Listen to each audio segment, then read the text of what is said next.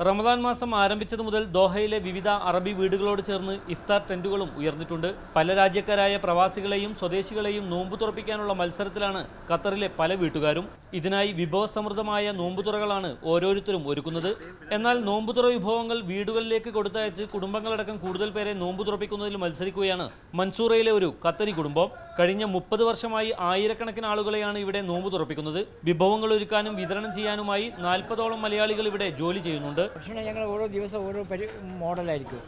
ഒരു ദിവസം മജ്ബൂസ് കൊടുക്കും, കോഴി മജ്ബൂസ്, പിന്നെ ചോറ്, വെള്ളച്ചോറ് കറി, കോഴിക്കറി ആയിരിക്കും, പിന്നെ ബീഫ് കറി ആയിരിക്കും. ഇതെല്ലാം ഓരോ ദിവസം മാറ്റിയിട്ട് ഞങ്ങൾ കൊടുക്കുന്ന പരിപാടിയാണ്. റമീസ് സിബ്രാൻ അൽ ഹുമൈദി എന്ന ഖത്തർ പൗരനാണ് വീട്ടുടമ. ദിനം പ്രതി 1500 പേർക്ക് നോമ്പ് തുറപ്പിക്കാനുള്ള വിഭവങ്ങളാണ് ഇവിടെ ഒരുക്കുന്നത്.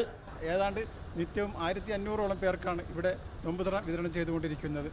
ഇതിൽ പ്രധാനമായും മലയാളികളാണ് സേവനമനുഷ്ഠിച്ചുകൊണ്ടിരിക്കുന്നത്. പരിസര പ്രദേശങ്ങളിലെ മലയാളികളടക്കം നിരവധി പേരാണ് വൈകുന്നേരങ്ങളിൽ ഇവിടെ എത്തുന്നത്. ജോലി കഴിഞ്ഞ് ക്ഷീണിച്ച് തിരിച്ചെത്തുന്നവർക്ക് ചെറുതല്ലാത്ത ആശ്വാസമാണ് ഈ നോമ്പുതുറ നൽകുന്നത്. Mujeeb Rahman, media 1, Doha.